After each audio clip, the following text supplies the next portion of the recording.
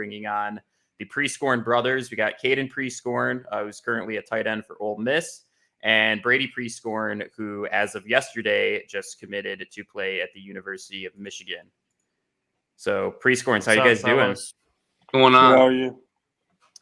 Yeah, exciting times right now in the Prieskorn family. Obviously, Caden, you just finished up spring ball at Ole Miss after transferring there after playing at Memphis for a few years, and Brady finally got that off your back. The whole commitment thing, that's got to feel pretty good to finally have a place that you can say, that's where I'm going, that's my next home. How you guys feeling? It feels great getting that off my back. All that, so I don't have to talk to all the coaches anymore. They still up though, but yeah, I'm sure you'll still have some people trying to sway you one way or another. But Brady, what was the at the end of the day? What was the reason? What was the final say? And like, you know what, this is where I think is my next home, and this is where I want to be. What was that final thing? Well, it's obviously only an hour away, and also it's we have a great class this year, so I'm gonna be playing with some number one in 2024 after you committed. Yeah, no, yeah, I saw it was pretty cool. And then it just seems like all the coaches there, they're all bonded good with them. So well, they seem to. Brady and I went up there for a visit. What was that, a few weeks ago? And I mean, they just loved Brady there, and just the way they handled you. You know, just the way that they kind of welcomed you in every single meeting. You know, every single coach when you walk by, they saw you, they stopped what they were doing to talk to you. You could tell that they really are happy to have you, and it's going to be exciting. I'm glad you're staying close to home. We'll be able to check you out and see you play. John's a diehard Michigan fan. I'm sure he's not sad about it. Yeah, but we're happy for you, and that's obviously awesome to be able to say you're committed and kind of have that stress and anxiety kind of go away for a while. Just play your senior year, you know. Yeah.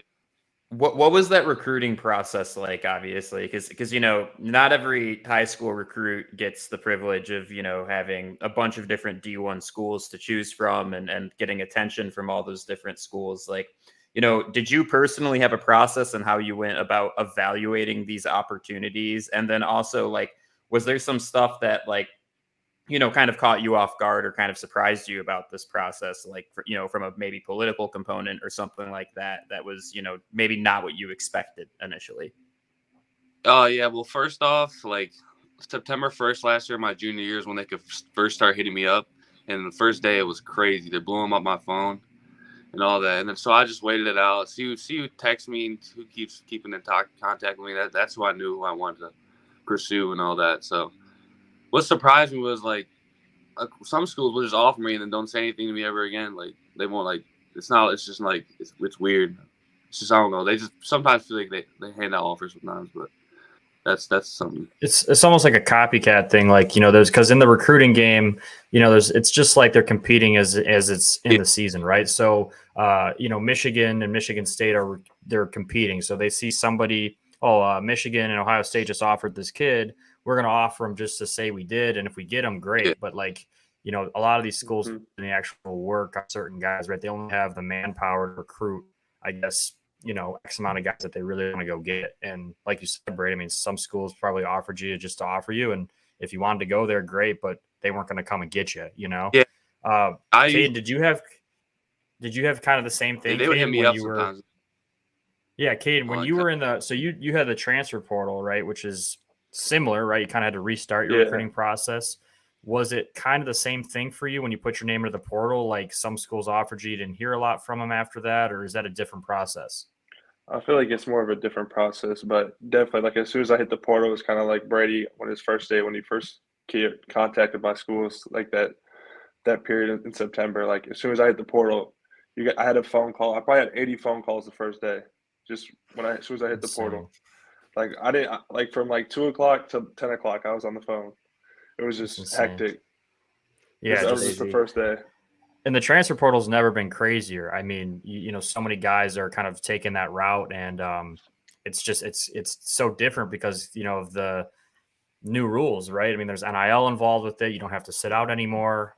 It's just kind of crazy, and it's awesome that you were able to land on Ole Miss. What was kind of same thing I asked Brady for Michigan? What was kind of the final thing that kind of set Ole Miss apart and was the reason you decided that was going to be your next home?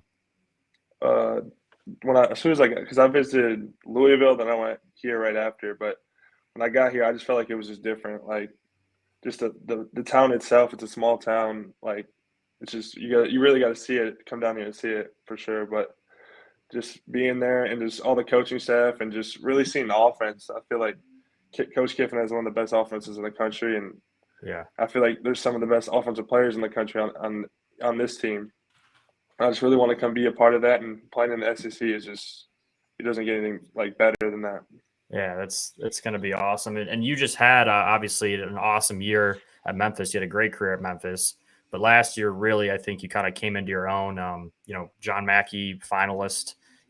I think you finished in leading the country in touchdown catches as a tight end, right? For tight ends, I believe. I think I was up there. I don't think I Yeah, was. I think I was leading for a while. bit, You were but, number one. yeah. You might have finished 2nd or Mhm. third, but still just incredible, right? And obviously with years of eligibility left. Brady, what does that kind of feel like to watch your brother kind of have that success at the college level? And does that kind of help you, find the inspiration to want to go do the same thing or even be better? A little brother competition. Yeah, it inspires me a lot. So it's truly it's cool to have an older brother that's going through the same thing. Not like necessarily the same road recruiting wise, but like he did his thing, and he's obviously at Ole Miss doing his thing. So yeah, it's good to have an older brother that like he'll teach me, like, you know what I mean, like he knows what he's talking about. Yeah, it's you guys are at like different stages, but it's crazy how similar your journeys are right now. But obviously, Brady, a little bit different. You getting recruited out of high school, you get all the offers. At this age, Caden, it was different for you. Was there any advice you gave Brady? Because obviously, Caden, you were a quarterback most of your life. You didn't get all the star ratings. You didn't get all the early offers. You kind of had to work your way, right? Walked on, had to prove yourself. Did you kind of have any advice to Brady when he was going through a different process than you had? Yeah, definitely. I definitely gave him a lot of advice, especially like the ins and outs of like the coaching world. Like some of them might not be there like throughout the whole time you're there. Like because when I was at Memphis, my first 3 years, I had a different tight end coach every year. Just like some of those little things that a lot of people don't see, like going through the process. They just see the school, they just see all the good things that they offer, but they don't see the little stuff that others don't see. Just little stuff like that, and just really just I tell him to like worry about what he's doing like now, like when he was in football, so just worry about football. Like then forward to basketball, I was like just focus on basketball. This recruiting stuff will take care of itself. Like just have fun now, because when you get to college, it's just a business. Yeah, it's a whole different thing, man. The recruiting, and then once you get there, it's just a different animal. But at the end of the day, you're a competitor. You're going to go in there and do your best. You mentioned basketball, Caden, and that's interesting because I was going to ask you about that. You guys both have hooping backgrounds, right? And we've had some other guys on here that have basketball backgrounds as well. Talk a little bit, both of you guys, about how playing basketball your whole life kind of helps you at that receiver tight end position. Just being comfortable with your hands, being able to kind of be comfortable in your body, right? Large frame. You guys are both huge guys, right? That can move. Without basketball, do you think you'd be able to move like you can move? No, I don't. I think basketball is probably the number one thing for a tight end. Honestly, it just helps really just like hand-eye coordination and just Your spacing. feet, footwork, drop steps in football, getting extra yards. Like I feel like it's not the same. It's just like there's a lot of similarities between the two. Yeah. I mean, you see some of the best tight ends around the league today, and you just see so many of them that some of them didn't even pick up football till they're 17, 18 years old, but they were basketball players. And Friend of the show, Antonio Tyler Gates. Conklin. Yeah, Tyler Conklin was college basketball first, and then was like, oh, maybe I should try this football thing. And, it's just crazy how you see some of that multiple sport factor help out, especially guys that play like the big receiver or tight end spot. Brady, what is the most exciting thing you think about going to Michigan and being a part of such a historical, in Michigan? You grew up in Michigan. Yeah. Just being a part of something that's kind of always been right in your backyard, and going to, back-to-back Big Ten championships and all the stuff they have going on there. What excites you the most, I guess, about walking in there and trying to compete and work your way up? One of the things that excites me is probably like everybody I know, like my family, all my friends, be able to come watch me at the big house. It's gonna be that's really cool, and like just basically that, and just competing basically. So. And you mentioned the the relationship you have with the coaches there. You want to talk a little bit about like Coach Newsome and Coach Moore and some of these guys, how they've kind of maintained connection with you throughout the recruiting process, and just how your personal relationship with them has been throughout this whole thing. Yeah, Coach Newsome, he's a really good dude, and I know he'll get me better. He probably won't even be the tight ends coach when I'm there, but because they always switch. He's working his way up. Yeah, he's really young, and he'll definitely work his way up. Coach Moore, I know he was at Central, right? I think he coached Tyler Conklin, right? He coached Conklin as the tight ends coach there when I was there, which is just crazy small world that he was coaching me, and then now he's recruiting Brady. Yeah, that's crazy. Yeah, so he knows what he's doing at tight ends. When I go there, he shows me what film and what plays they'll involve me, and they'll involve me. So that's one thing. That's the exciting part. That's the exciting part about Michigan. They've definitely done well with their tight ends the last few years, and they seem to use them more and more. I think Coach Moore, being a former offensive lineman, he likes to get the big guys involved. He likes to get the tight ends the ball.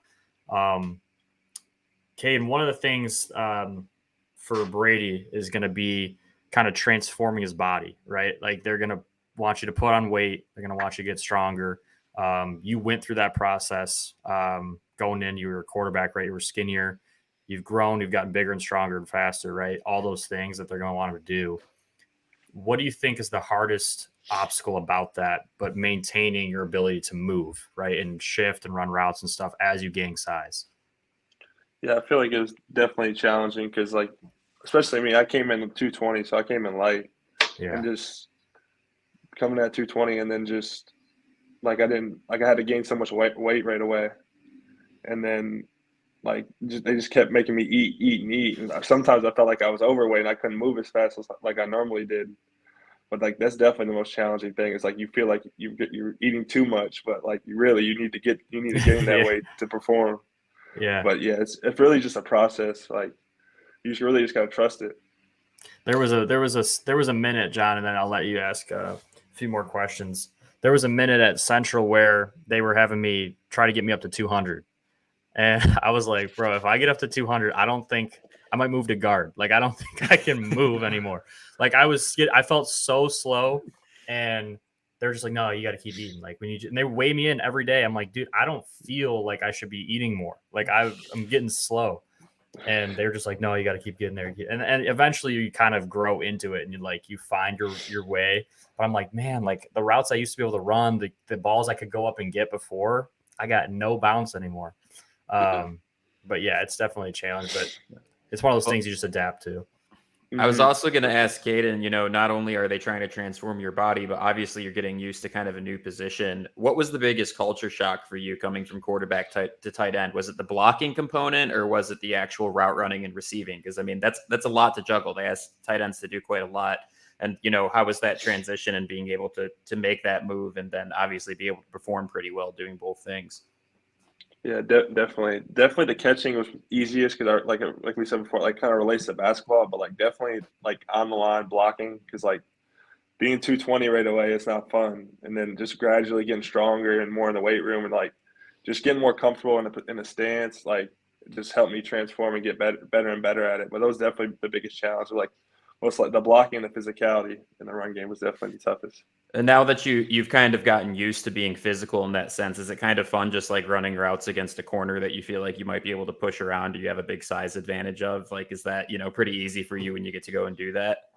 Yeah, definitely. It's easy. It's a lot easier, but yeah, it's definitely fun. Do you guys, so both of you guys obviously are going to have some pretty special quarterback talent. Obviously, Caden, this year you're going to have a group of guys that are competing, all crazy talented, probably one of the best quarterback rooms in the country right now if you look at just the whole room. And then Brady, you'll have JJ maybe, and then obviously Jaden Davis is a top recruit that they have coming in with your class. What do you guys think about having that kind of talent getting you the ball? Are you guys excited about that? And you guys, what do you guys think you're going to do to kind of build the chemistry? Or Caden, what are you already doing to kind of build the chemistry with those guys? Especially tight ends are usually some of their favorite targets. Oh, definitely. Yeah, we're definitely extra throwing sessions or trying to get like whoever can because we got 3 good ones, so it's kind of tough to. And they're all still competing. It's still a battle, Yeah. even in the off season going into fall camp. So it's definitely challenging trying to work with all 3 of them. But they're all 3 really talented. And it's fun to watch. Yeah. Yeah. Brady, you excited too as well? I mean, you already. I'm assuming you talked to Jaden Davis a little bit. Yeah. We're already in all our 24 commits, so we're all texting. So yeah, and then I'm not sure if JJ will still be there by the time you get there. I don't know if he's going to declare or not, but if he is there, obviously another awesome talent that would be pretty fun to catch balls from because he can make just about any throw on the field.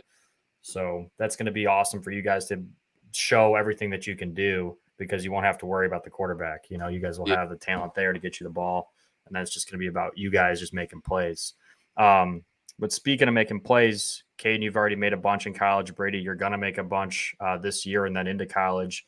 You both have big dreams and aspirations of potentially playing at the biggest level, right? Biggest stage in the NFL. And it's just funny that the NFL draft's tomorrow night and we're doing a mock draft later in this episode. But you guys want to talk a little bit about those dreams and, when that kind of became like a reality for you guys, like this is something I think I can actually do and go chase, because so many guys have that dream and at some point it becomes a realization that maybe I can't do it, but for both you guys, it just seems to be becoming more and more of a real possibility. Do you guys want to talk a little bit about that dream and what it would be like to get there and what you guys need to do to get there?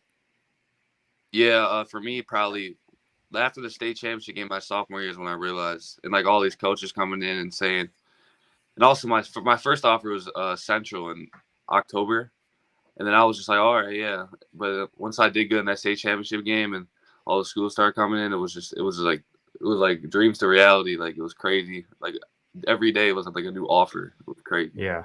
That's when I knew, like, okay, yeah, like I want to do this, pursue this. And obviously, like having my older brother, like it's a really big help, and that's gonna help me get better and better and reach my dream. So.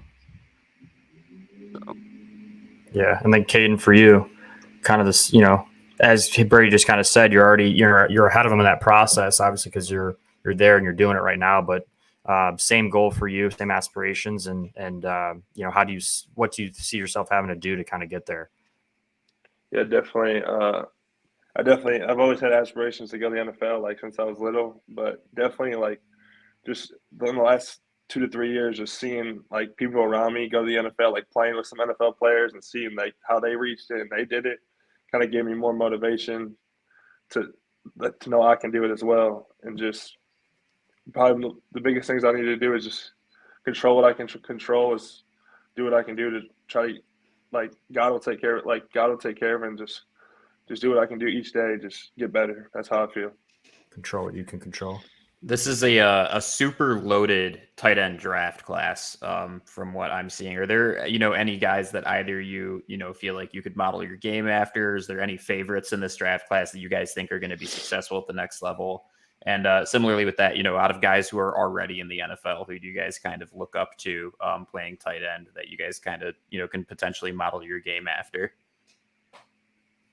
Personally, my favorite player is Kittle because he's best of both worlds. He's so good at blocking and so good at pass catching. Unlike people like Kelsey, he's a really good catcher. So yeah, that I really like Kittle. He's really Kittle prides himself out of beating the shit out of people for sure. Yeah. He would rather do that. He'd rather do that. I'm more of a Kelsey because he was a quarterback in high school, so he's kind of got that. He's kind of a little basketball player. He's a basketball background a little bit, so definitely, I'm more of a Kelsey guy. It feels like the tight end family, that position. They're just, I feel like all of them are so similar. Personalities typically kind of line up. Their backgrounds line up. A lot of former quarterbacks, a lot of former hoopers. It's kind of like these big freak athletes that, I don't know, man. They just stay connected really well, and they, even the guys on different teams around the league or in college stay connected. And there's just like a relationship that they have just because they're all tight ends. But that's pretty cool that you guys are a part of that tight end connection. And as you continue to succeed, we'll make more and more tight end connections. And, who knows where that will take you guys. Yeah. But yeah, John and I are grateful you guys came on. Do you guys have anything else you guys want to talk about before John and I go into kind of like this mock draft part of our episode? Top 3 tight ends in the draft. Top 3? Mm-hmm. He had a conversation about this a couple episodes ago. For me personally, I think it's Dalton Kincaid, Darnell Washington, and then Michael Myers. So I like it's tough. I'd probably do the same thing, but I think Laporta might end up being better than Michael Mayer. Yeah, that's what I was thinking. I like Laporta. What is your opinion? What is your opinion on, because we're gonna have Carter Ferris on here in like 15-20 minutes for our mock draft part. And he thinks Darnell Washington is a bust. He thinks he's stiff. He thinks that he can't move after the catch.